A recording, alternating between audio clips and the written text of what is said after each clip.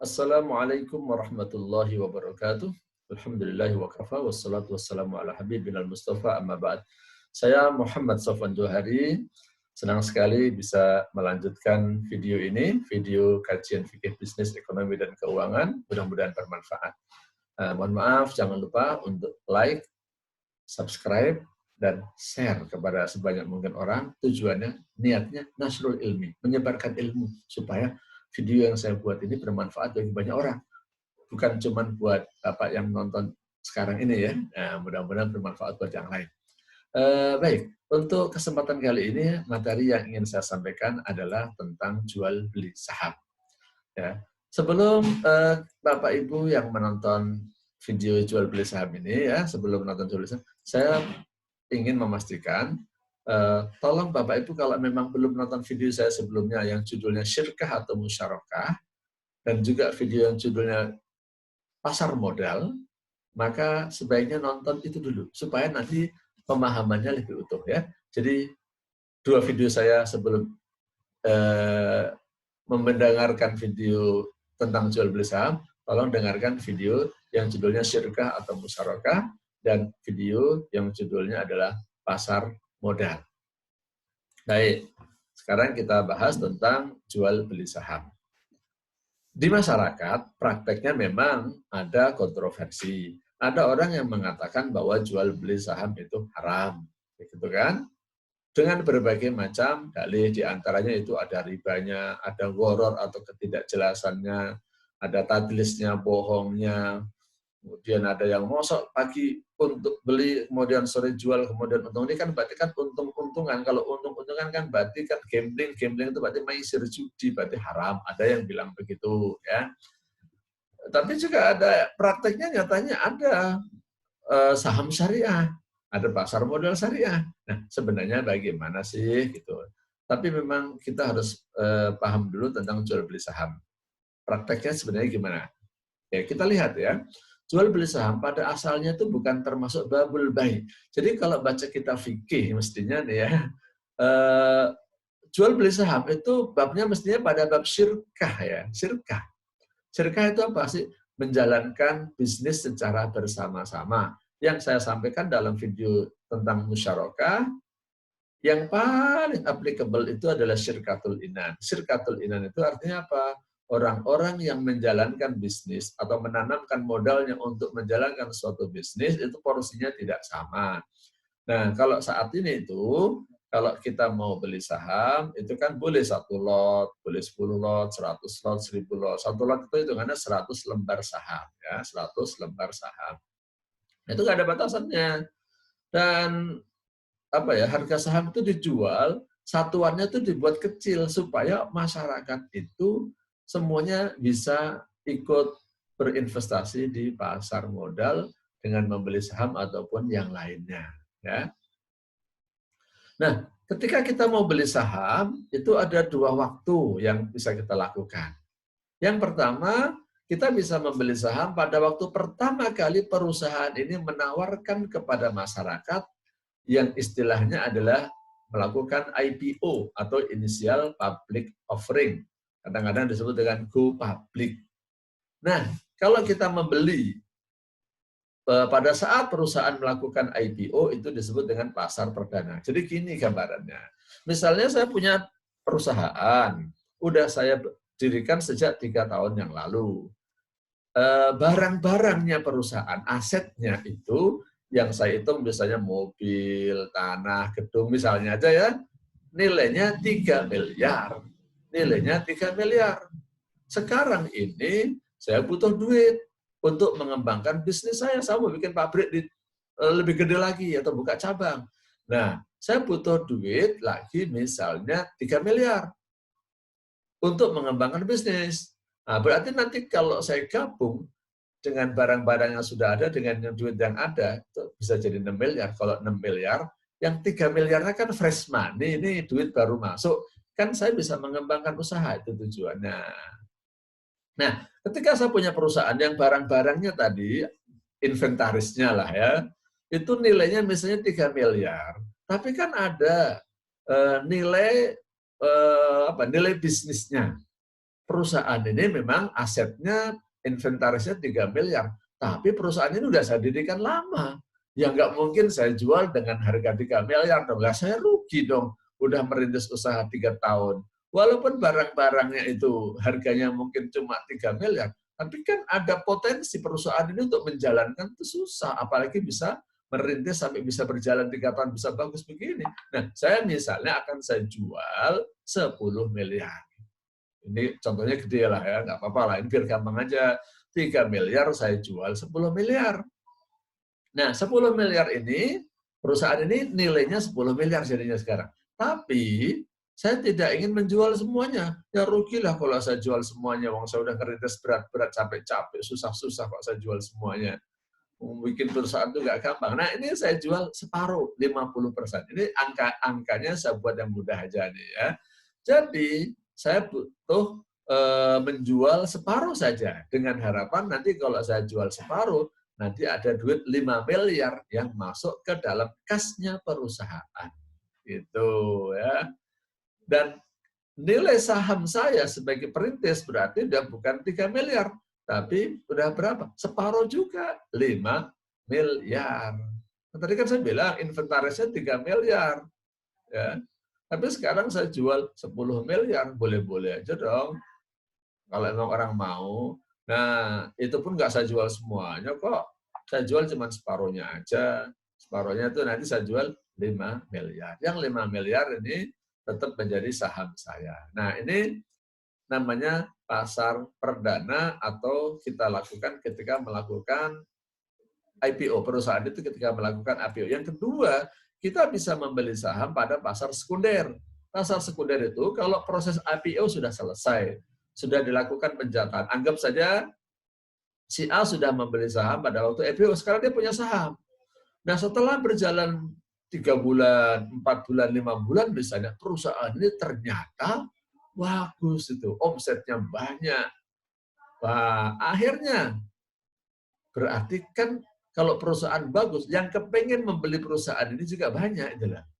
Nah, itu istilahnya demand-nya tinggi. Kalau demand-nya tinggi, ini biasanya mempengaruhi harga. Jadi kan harga itu dipengaruhi oleh supply and demand ya.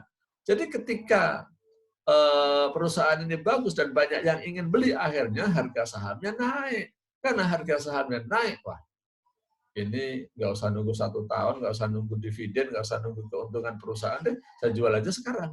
Nah, Bapak beli. Nah, maka ini namanya pasar sekunder. Ya.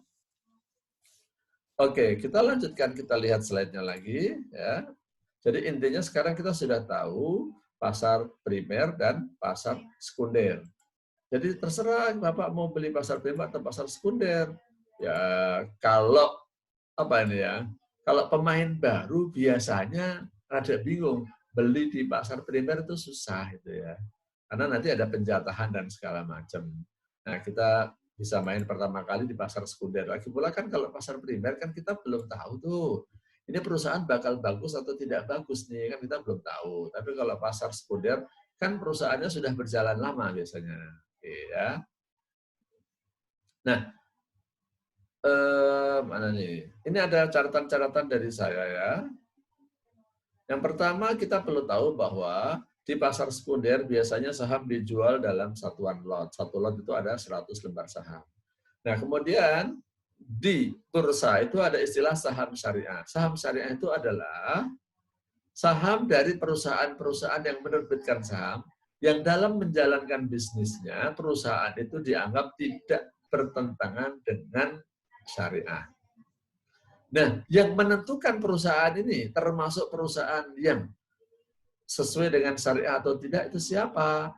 Yang menentukan adalah OJK bersama-sama dengan Dewan Syariah Nasional.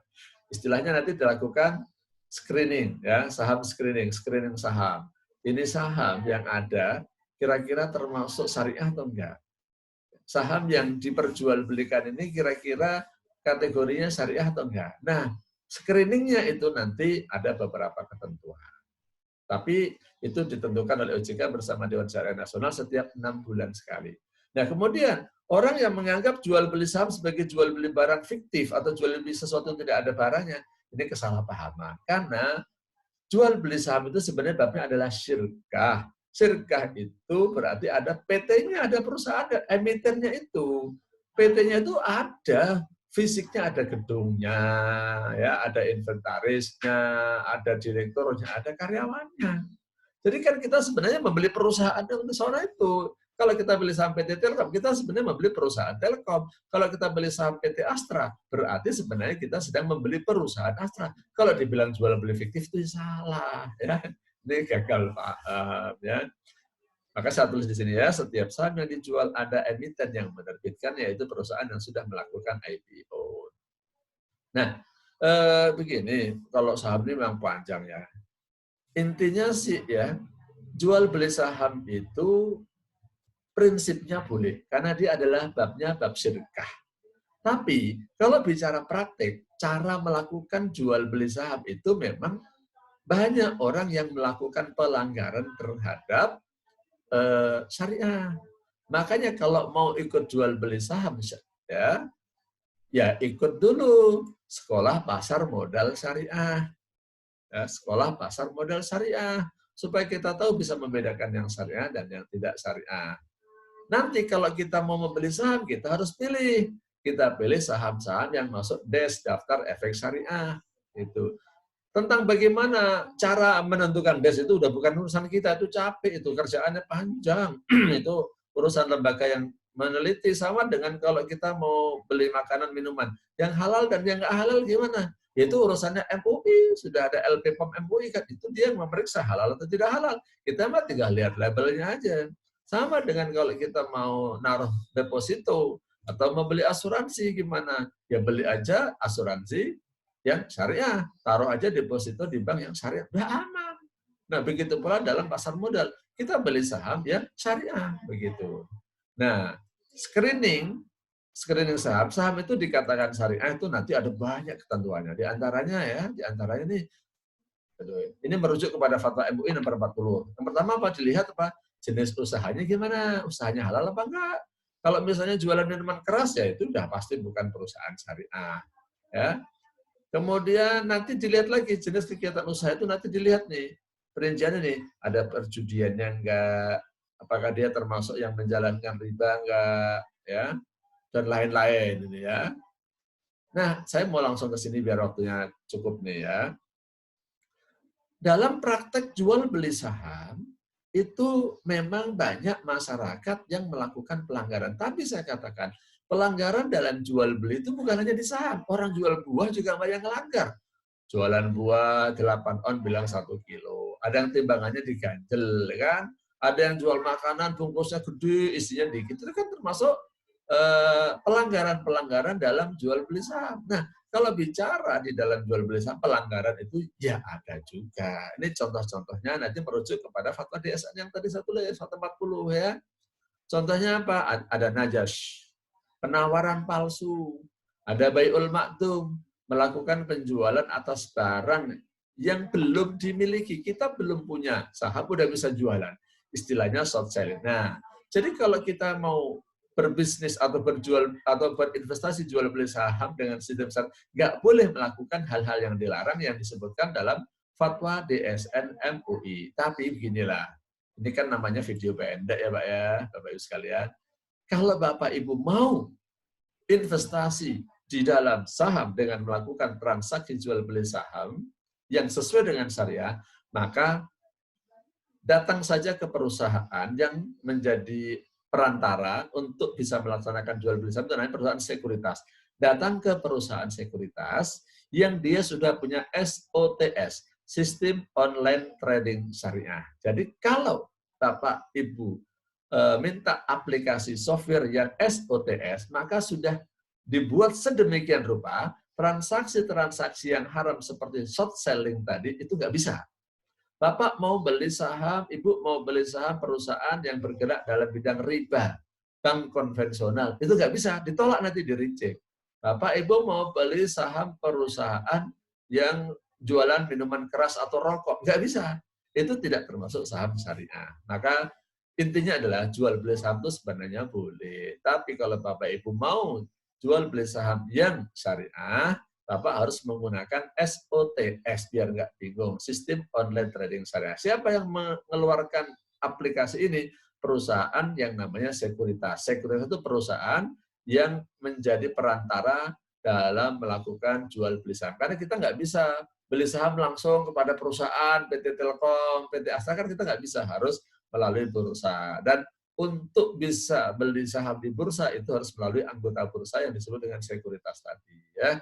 Mudah-mudahan bermanfaat. Kalau ada kebingungan ya nanti kita belajar lagi ya, karena memang saham itu masuk pelajaran tingkat tinggi. Silakan, ada sekolah pasar modal itu di Bursa Efek. Yang saya tahu gratis. Saya pernah ikut 2 kali gratis soalnya ya.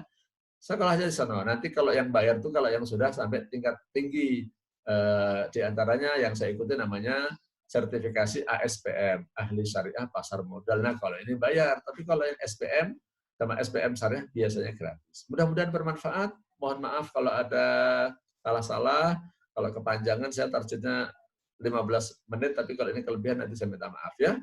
Kurang lebihnya saya mohon maaf sekali lagi. Wallahu a'lam bishawab. Wassalamualaikum warahmatullahi wabarakatuh.